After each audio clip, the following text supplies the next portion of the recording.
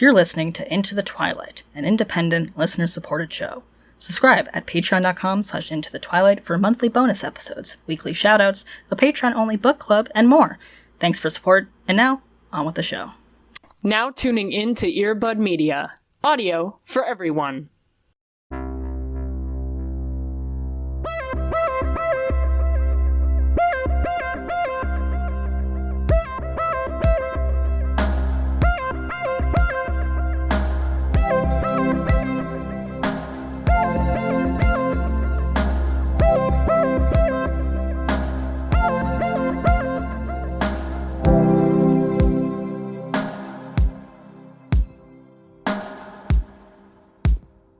I didn't put this in the notes, by the way, but our patrons can look at it. We did get an email from last week's episode about Chris Brennan. Oh, shit. From the podcast. Yeah.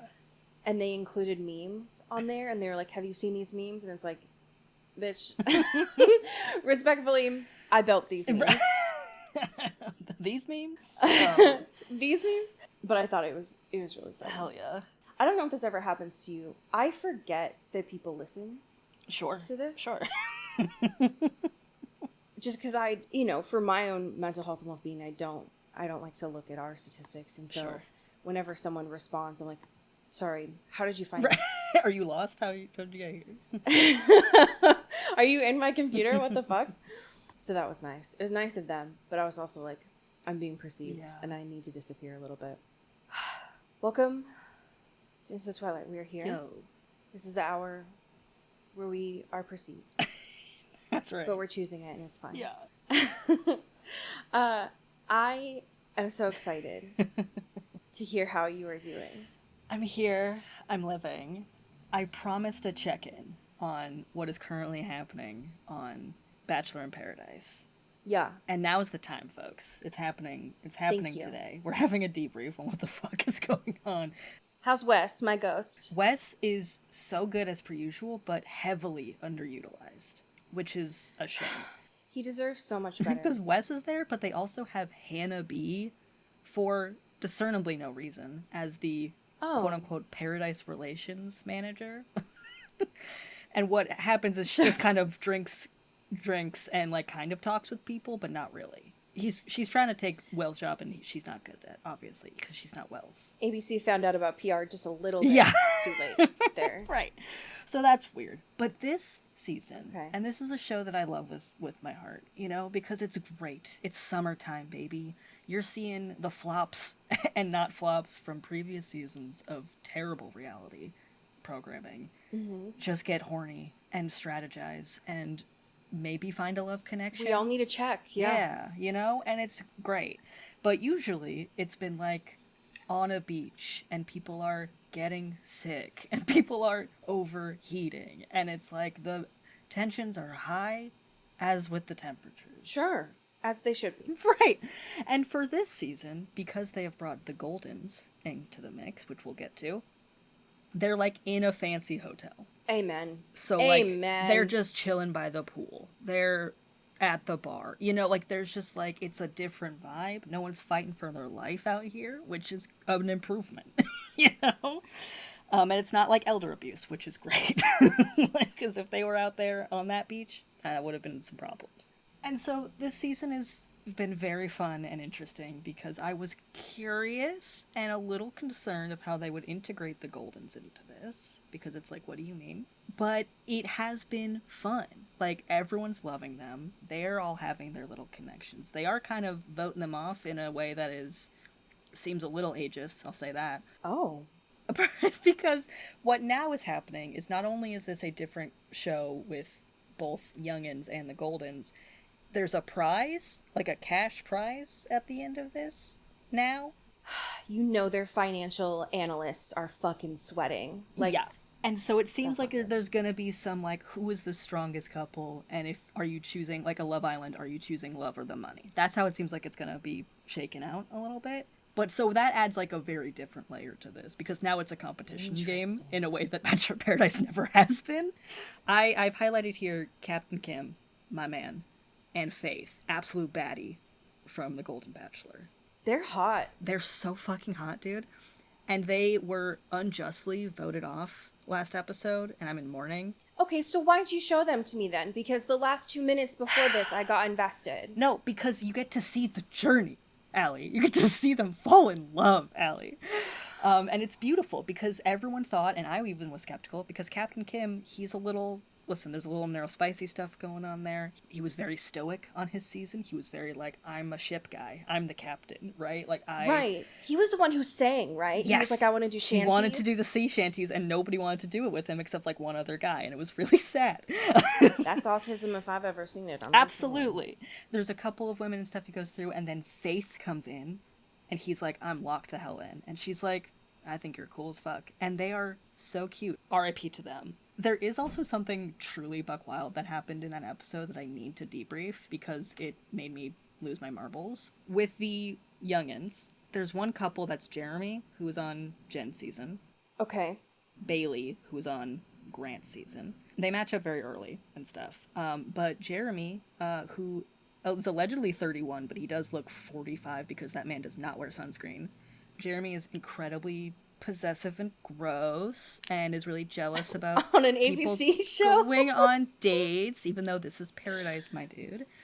But what happens is, at some point, he goes on a date with Susie, if you guys remember, from Clayton's season, who did not win, but then Clayton ran back and was like, hey, I made a mistake, please take me. And then they start dating, and then they immediately do not keep dating. Hey, future Cody, can you bleep Clayton's name, actually? Yeah. His little stupid dances, I hate it. I hate it. And so she comes in, goes on a date with Jeremy, and Jeremy is like, whoa, she's really cool. The bar is so low. I know. The bar is on the floor. It's insane. But he gives his rose to Bailey because they have been forming this, like, relationship or whatever. But it turns out that same night, he goes to production... No. And asks to call Susie as she is boarding the plane. And they let him. You can't have your phone on in an airport. Everyone knows that. Yeah. And Susie's like, hey, thank you, but that's crazy. I'm not going to do that. I'm not going to come back. And Jeremy's distraught, does not tell Bailey, of course, but tells all of his bros that, like, man, I made a mistake. I want her to come back. If she comes back, I might propose on the spot. Because she's so funny. She's so funny. And this was weeks ago. And many people had this knowledge, including girlies that were, like, are friends with Bailey and close with Bailey. And Bailey has no idea what's going on. Ew. All of a sudden, Brian, who was on Jeremy's season, he was the one at the limo entrances where he, like, took the keys to Jeremy's car as, like, I'm the big man, and, like, I'm gonna... Oy. He finds this information out from Jeremy, and it's like, why the fuck has nobody told Bailey this? And you know what? Yeah. And you know what? Uh-huh. That's correct. Yeah. And so he goes to tell Bailey, and Bailey's like, thank you so much, I did not know this information, this is... But what happens is, everyone else gets mad at Brian. No! For because talking that's not being to a Bailey. snitch. Yeah. That's not a snitch. That's being a real motherfucker, No, actually. They literally, like, turn on him within seconds and being like, you're a liar, you can't be trusted, like, that's not your business, like, blah, blah, blah, blah. And they almost go home for that, but instead they send Kim and Faith, which is unfortunate, but it's nuts. It's what is happening is truly astounding on any moral level, but I'm loving it. I'm having a great time. Them reacting like that was the Sam last night at bed letter is so fucked up. Yeah. Because that is the most real guy I've ever heard of, actually. Totally. Yeah. And it's like, you had girlfriends in here that knew this information. That's fucked up. And didn't say anything. And the way they, like, reflect on that and being like, it just wasn't my place. Like, they're in such a good spot right now, that doesn't matter. And it's like, what matters is that she knows all of the information. She can still choose to be with him. She should just know all the information, my guy. What is wrong with you? What's wrong with you? It's nuts. It's truly nuts. I hate this. I'll go watch it right now. Yes, thank God. How are you doing, my dude? Mark me survived on Facebook. God. I had to go a week without my ADHD medication because of Walgreens. Yeah. Is my number one public enemy and has shortages sometimes. Mm-hmm. Here's the problem. My second and most of the time number one Public Enemy has decided to announce an album this week when I didn't have a medication that keeps me functioning. Sure. And the fucking red string this week in my house, Cody, Charlie Day levels. Yeah. Because I didn't have anything else to keep my brain stabilized. Right. So I'm saying this is a happy thing. In quotes, Yeah. I guess. But also an immense mental torture. Yeah, in the sense that has this billionaire Taylor Swift brought me a lot of joy for more than half of my life? Yes. Sure. Am I very grateful in this world, especially, to have an English major? Yes. Yeah, sure. Am I constantly tortured by her for having significant pattern recognition? Yeah. Absolutely. Uh-huh. And sometimes it's funny, right? Sometimes in this cult, we laugh and joke, and it's like, oh yeah, we see patterns and symbols. That's so funny. And then she goes on a 2-hour podcast, longer than I've listened to her speak in years. Yeah. And is like, oh, I didn't think that they'd pick up on this. Bitch, I'm in your walls. I'm not, because I respect your space. But like, I watched for 2 years Yeah. on TikTok grainy ass live streams of your concert. Yeah. You think I don't know about your orange fucking door? You think it hasn't haunted me for years? You think that I haven't known about it since the first fucking night of your concert? Oh my god. Shut up. So anyways, she's releasing, I can't believe I'm gonna fucking say that. She's releasing an album called The Life of a Showgirl. Yes, mama. And one of the songs is titled Father Figure, but I'm not allowed to speculate on anything. Mm-hmm. Right? So, anyway. So that's a thing, right? And not being able to have medication that keeps my brain having a consistent amount of dopamine and then this happening was hell. The demons are out. They're here to play. I don't know how I lived this long. So yeah, it's happy, right? I'm excited for it. I'm excited that a lot of the team from Reputation is back. It scares the shit out of me, and I'm nervous and excited. Yeah. You want me to not read into things and then name a song Opalite? Yeah. Come on now. And The Fate of Ophelia? All right, bitch. Sure. And Elizabeth Taylor? Okay. Yeah. It's fine. No, it's fine. I'm glad that I spent thousands of dollars to get an English major and study symbolism. Yeah.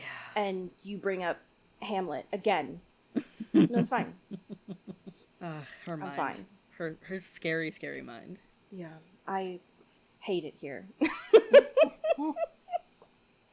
Oh God.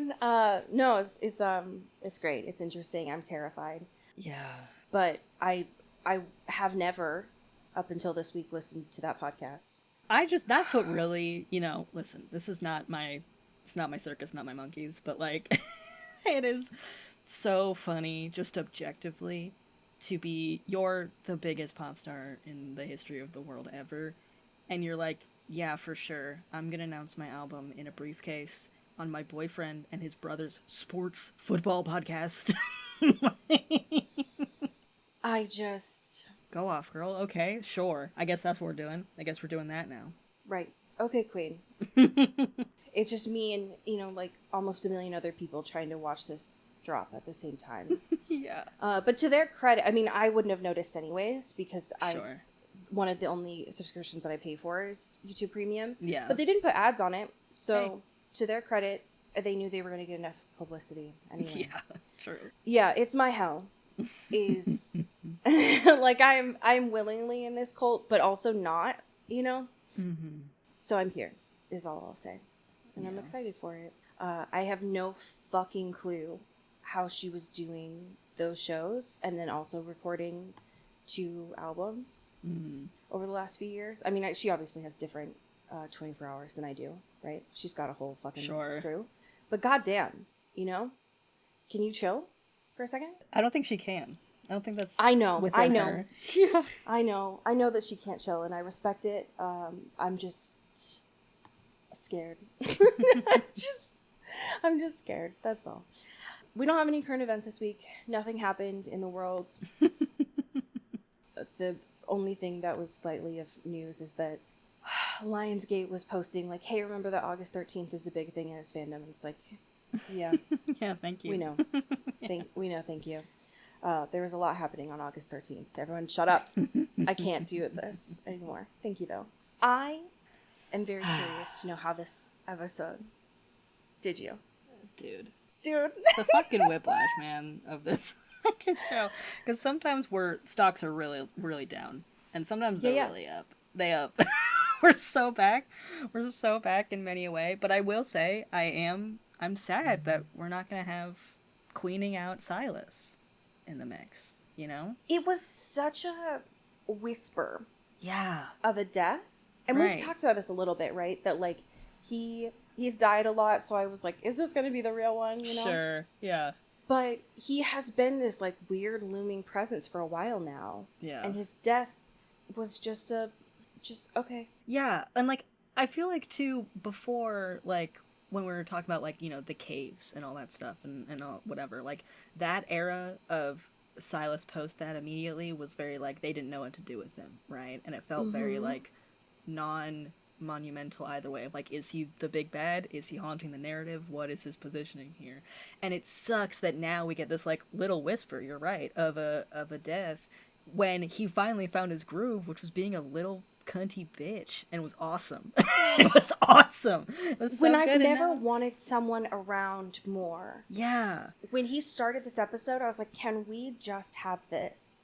I wanted the full POV of him going on that bus and having his little, like, Greyhound fucking moment here. It was so fucking funny, because he was, like, you know, these poor, like, cool goths that are waiting at the bus stop with him, and he's just bitching and moaning about his life, not being, you know, being very frank about being an immortal and Amara turning to stone and being 2,000 years old. And they're like, hey, are you high? What's happening? Do you need help?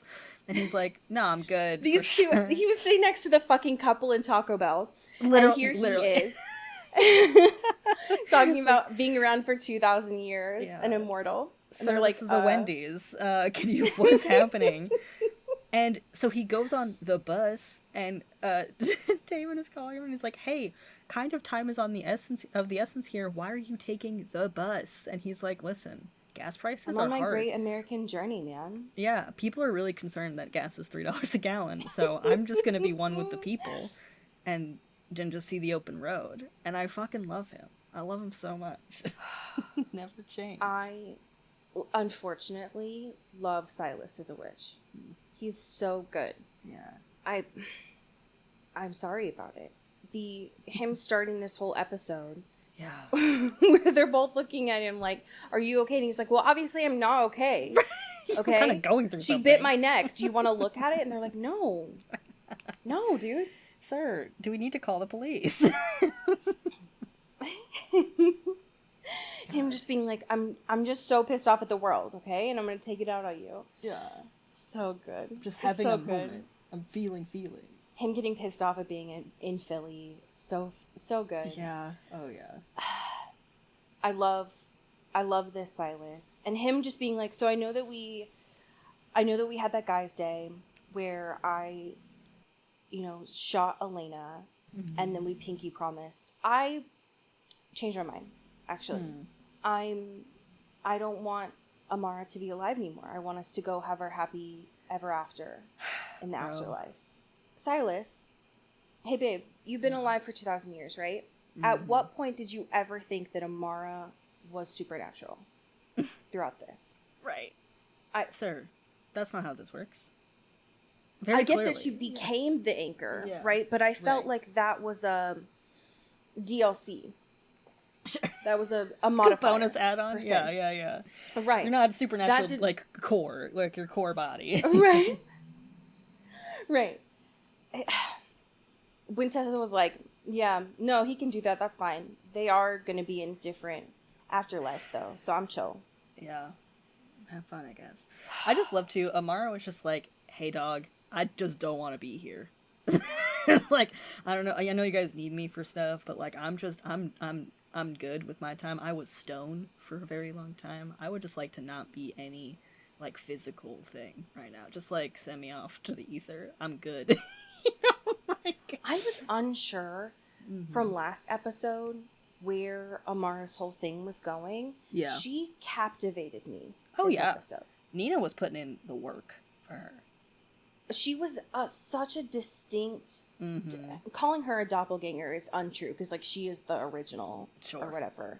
Yeah. But she was such a distinct character this episode from Catherine and Elena that I forgot at some points that they were all Nina.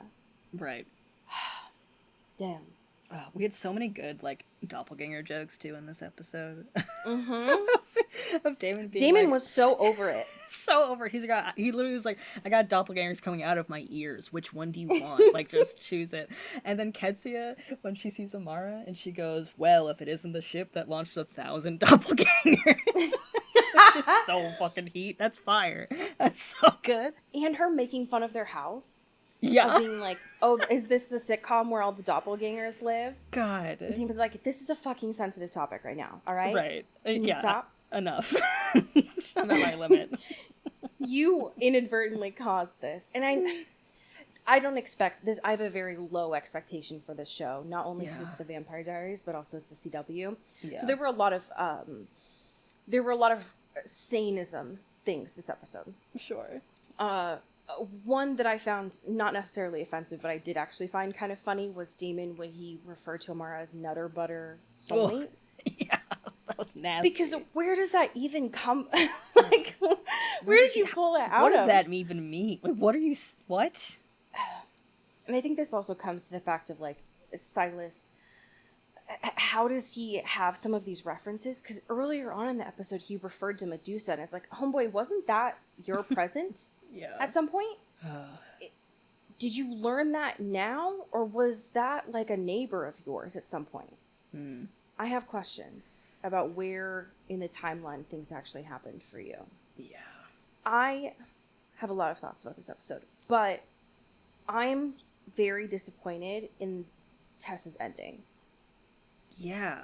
Am I surprised? No. Like, sad. Though. It just feels like, it feels like it was always that was always a possibility, right? Of, like, running back and being like, that's my man's, you know? Right. Fuck the universe, you know, true love prevails, whatever. And, like, it just sucks because this whole time she has been very, like, fuck this guy because he specifically fucked me over in a really major way. And I'm gonna spend the rest of my time on this earth to fuck with him in a way that he deserves. And just to be like crawling back, not even crawling back, but just like letting yourself be in that as like some sort of, you know, Hail Mary, like last hurrah is like, ugh, girly, you were so much better than this. No. It's a bummer because Tessa's obviously not healed. A lot of the anger and revenge that she's doing is not coming from a place of, oh, I'm a badass and this is what I do, but coming from a place of, you know, not processing some of these emotions. Yeah. But it's so much worse at some point for her to realize, oh, I know what afterlife that Silas is going to, and I'm going to be going to the same one. Yeah. So I'm just going to get the next ticket there. Yeah. Girl, stand up. Yeah. Come on, girl. You are so strong. At some point they reference that you are like the ancestor to Bonnie. Right. Do better, please. We need a role model here. It just made... I am not surprised because I know how CW does women. They do it in this episode too. But it just bums me out to see another bad bitch thrown to the wayside, you know? Yeah. I do want to know what her Chinese order, though. Or was. Yeah. Because, like, I didn't know that they could get the delivery out that far. I am very curious to know your thoughts on Catherine this episode. Oh my god, Catherine's going through it, dog. But not for a supernatural reason. No, she's discovering what aging is.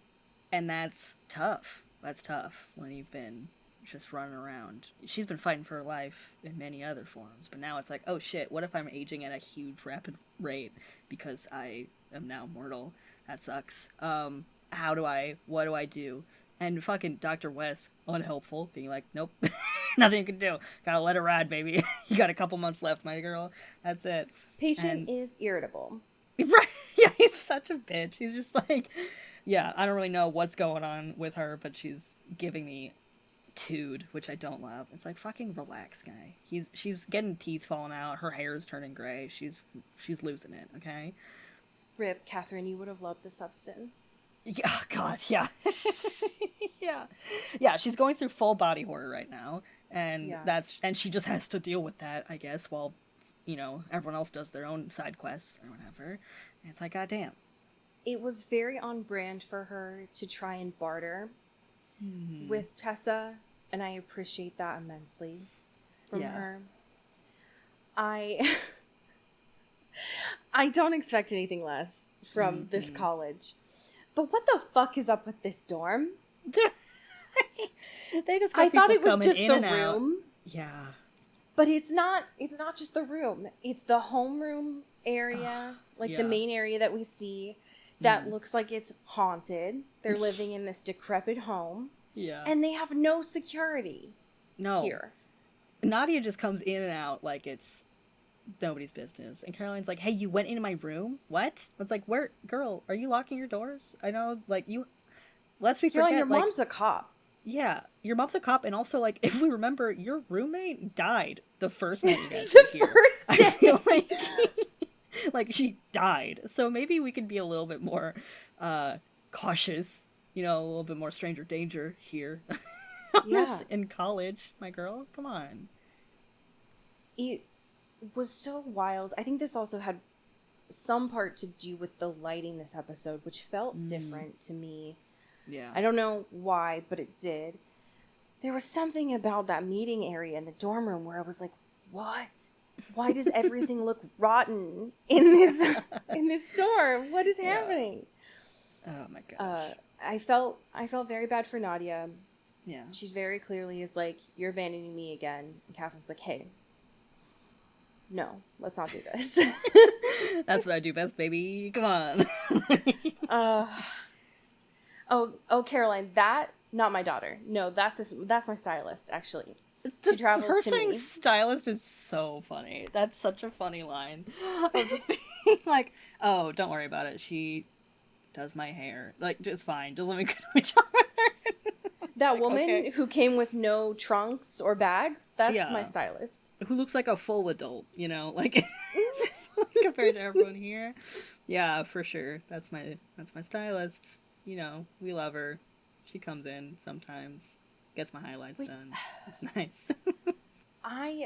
Based on the fact that Nadia at some point at the end of this episode is like, hey, so I'm fucking off back to Prague. Because Silas is done, so presumably my work is done. Cool, great. Thank you, Nadia, for your exposition. What? Are you going to get that man out of Matt's head, though? Yeah. Yeah. Before I feel like you we need go, an update on that. Because we haven't seen Matt in a while. So I presume that he is killing people or something in Mystic Falls. Sure, yeah, he's like a full serial killer now. He's full Ripper mode over there, and just no one is checking in. No. He's haunted by this man in his brain. There's a full man in his brain. Could somebody help him, please? I can't believe that I'm saying this, but does anyone care about Matt in this show? If she could just do a real quick U-turn. Check on him before she goes to the airport. That would be super dope. Just on the way, Right, just stop by. It would be nice. That's all. Okay. Choose your path. Stefan, Elena, question mark, or Jeremy Bonnie. I think we gotta rip the Jeremy Bonnie band-aid off, unfortunately. Dude. I know. It was so... These people want us dead. They hate us. They do. They give us They give us poison and think it's medicine. Like, you know, and I take it gleefully. Yeah. I gleefully will enjoy it. Also, like, if can we there's talk one about thing Jeremy Jeremy's loves- fuck-ass Bob in this episode? I'm so over it. He hasn't. If there's anyone that needs a fucking Silas,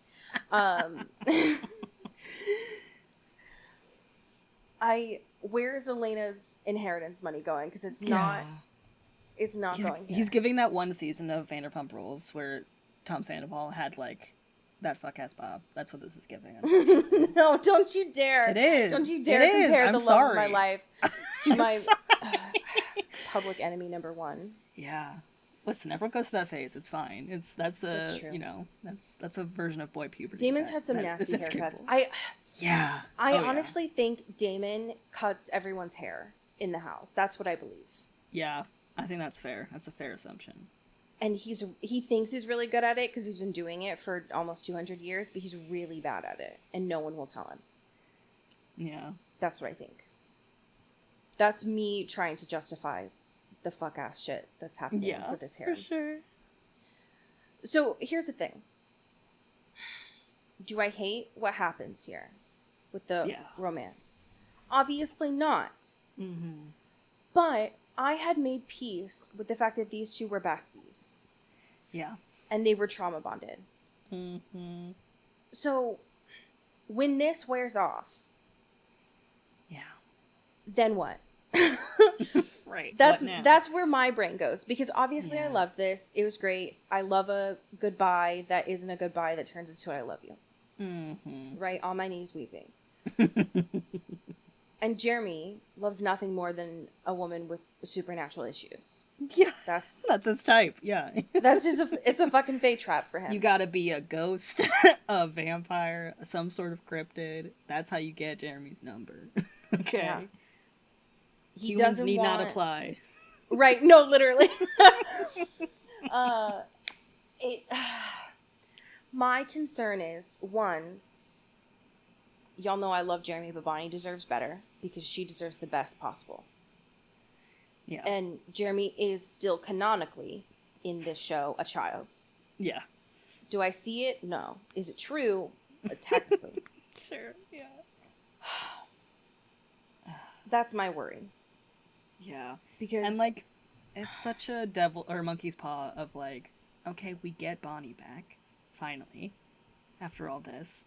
And Caroline's so happy because she's like, we get to be roomies in college, which was very cute. But now, because she is the anchor between the worlds and the afterlife, that anytime a supernatural creature passes on, she's gonna feel their deaths literally, like, and intensely. And this whole time, Bonnie's been like, I just don't want it to hurt, you know? Because she's been in the ghost space and being like, you know what? I'm chill with this complicated situation because at least I can see you guys and I can talk to Jeremy and there's like right, and I can watch Jeremy shirtless do push-ups. I can watch him do his little morning workouts and be like, that's my man's. But like, right. And she was at peace with that, and obviously it's better to have her back in the fold alive, but having it come at such a cost like that of the one thing that she was like, damn, I don't want that. It sucks so bad. Right, because she couldn't feel. Yeah. But now she feels everything. Yeah, now she feels a lot. And specifically, death all the time, it seems. Ugh. I have such mixed feelings about this. Because one, I thought it was very interesting when we got to see the explanation of Amara of like what this actually means. Yeah. Mm-hmm. And that she could not only see Bonnie but touch her. Very cool. Yeah. Loved it. Oh yeah. That it wasn't just Amara talking to herself in the basement, but she was talking to other creatures there. Very cool. Love it. And that she recognized Jeremy, and he was like, what the fuck? Yeah, it's like, I never forget a face. It's like, what? Oops, all doppelgangers. So on one hand, I love this. I think that I love the idea of a psychopomp. The idea of this anchor the Grim Reaper kind of thing, very interesting. And on the one hand, Bonnie is perfect for that. She has a great warming cadence and personality for that. However, and also, I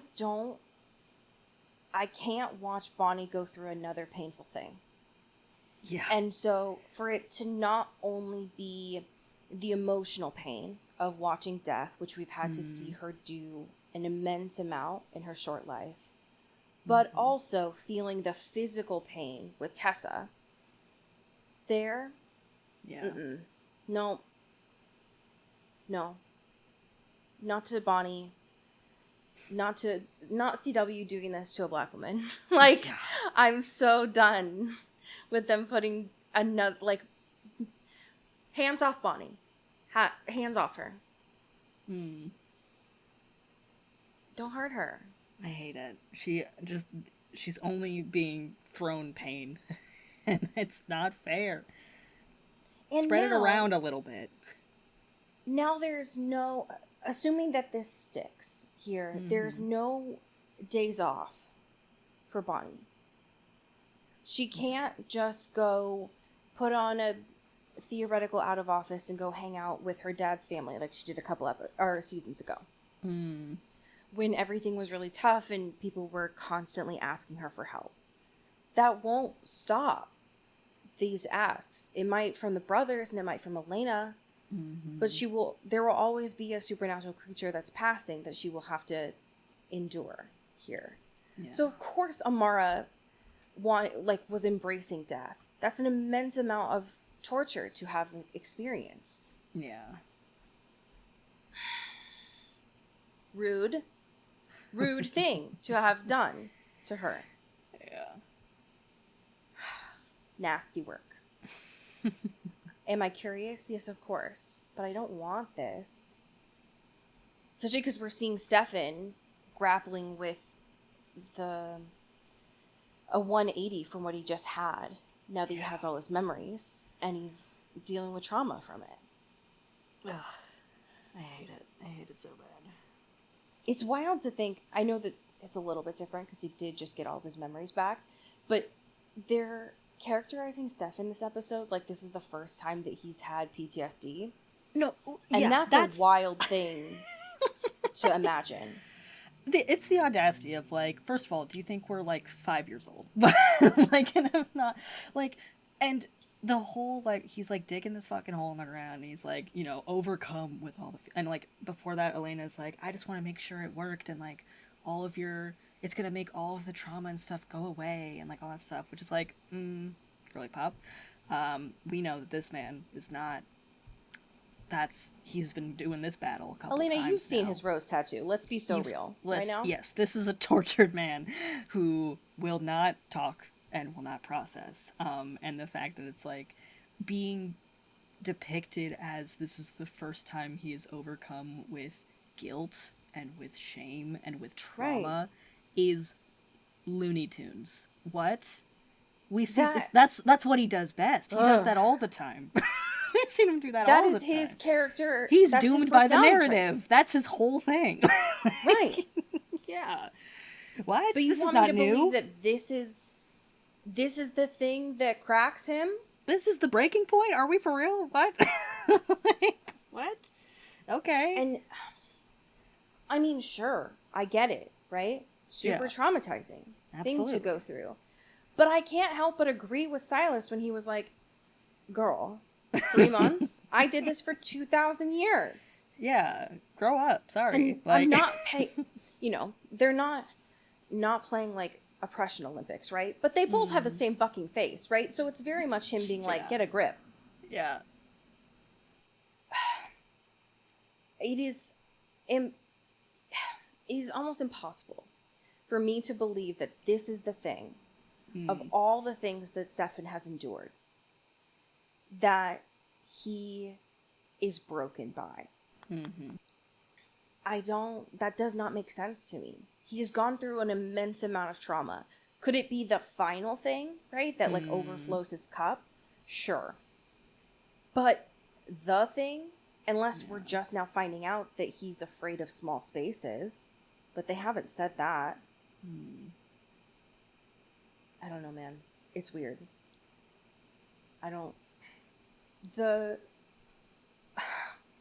This made me... I shouldn't have gotten as excited during this part of the episode, but I did. The Charmed reference. Yes. I don't even know that I could call it a fucking reference so much as it was just I mean, it's the CW, right? It's their own thing. But when you've got 3 doppelgangers and you need their blood, what else are you going to do but do the power of 3 sigil there? And I was like, I know exactly what Tessa's going to draw right now. Yep. I know exactly what's going to happen.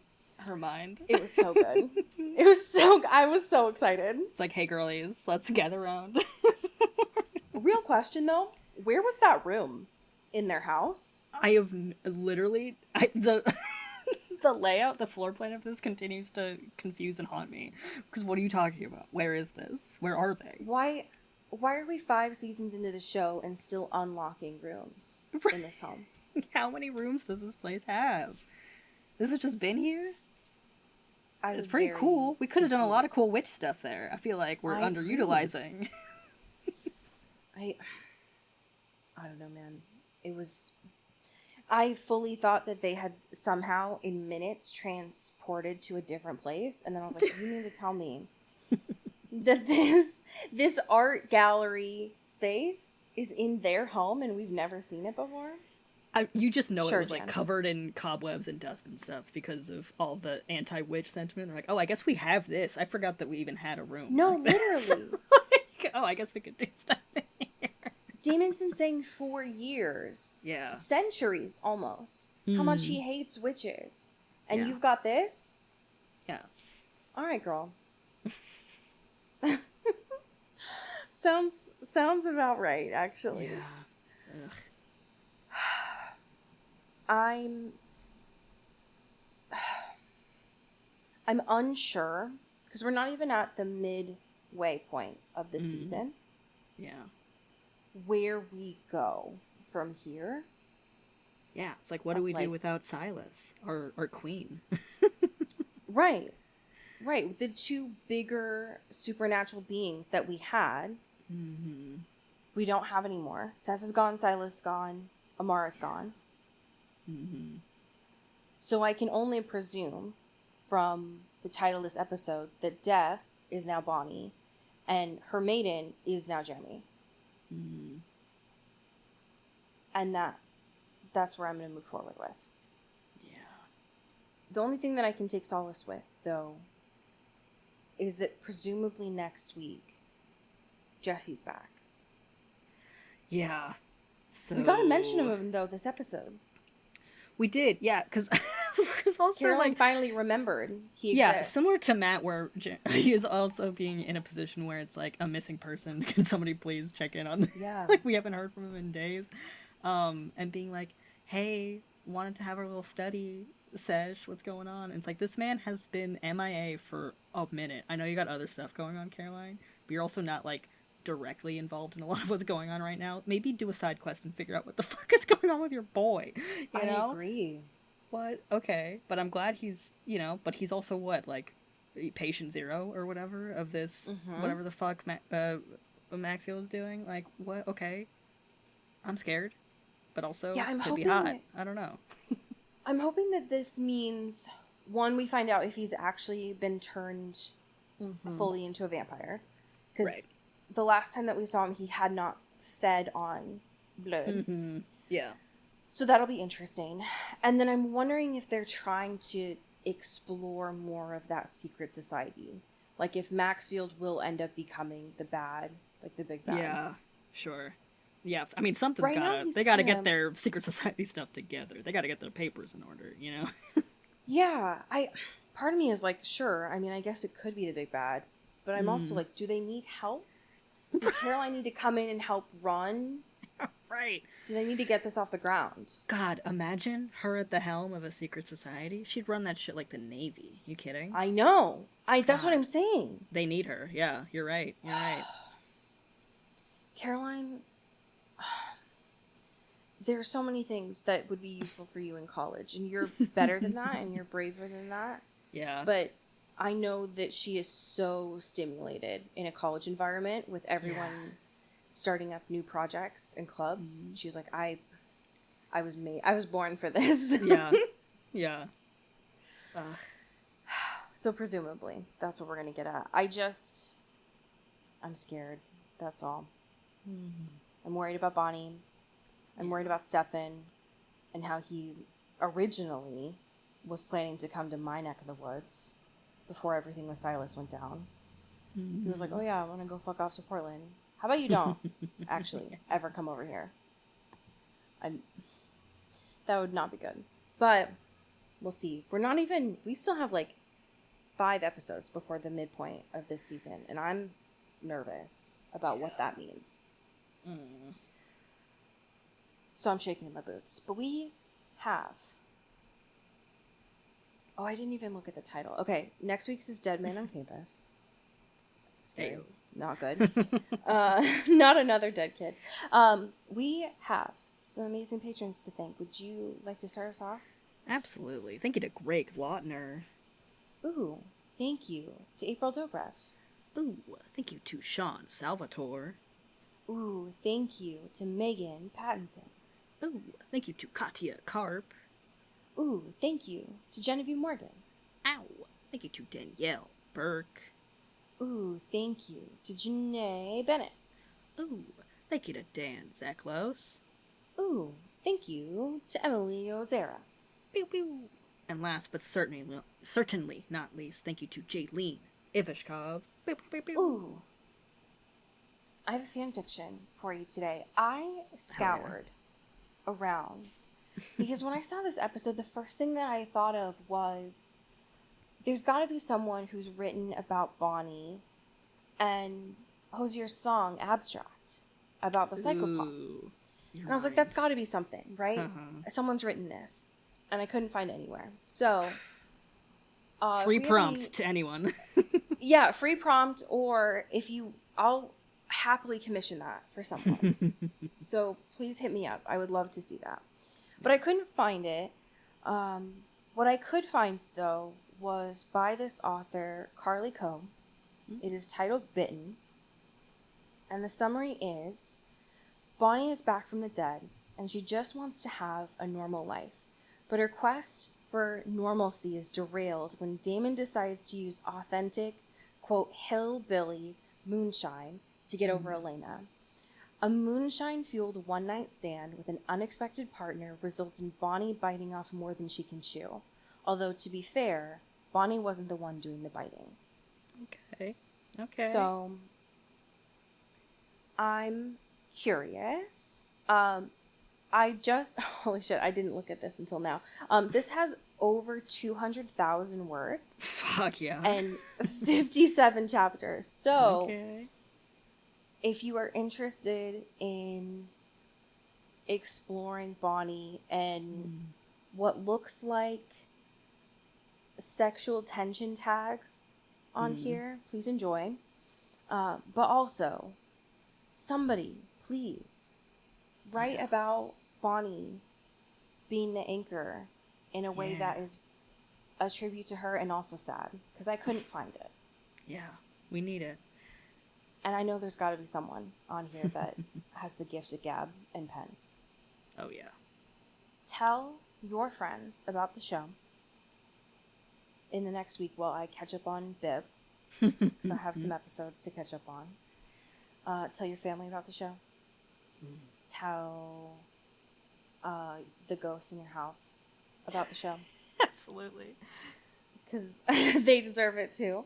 And as we say here in the Pacific Northwest, get bit. Ooh. Ow. You've been listening to Into the Twilight, an independent production by Earbud Media. You can support the show by subscribing to our Patreon at patreon.com/intothetwilight, or rate and review us on your favorite podcast app. You can send us a backstory or a fanfiction at intothetwilightshow@gmail.com. Our music is by Eli Krause, and our art is by Maddie Padilla. You can find me on Twitter at Cody Corral and Allie at Many Are the Stars. Thanks for listening.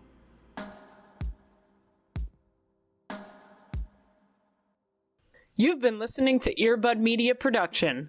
Earbud Media, audio for everyone.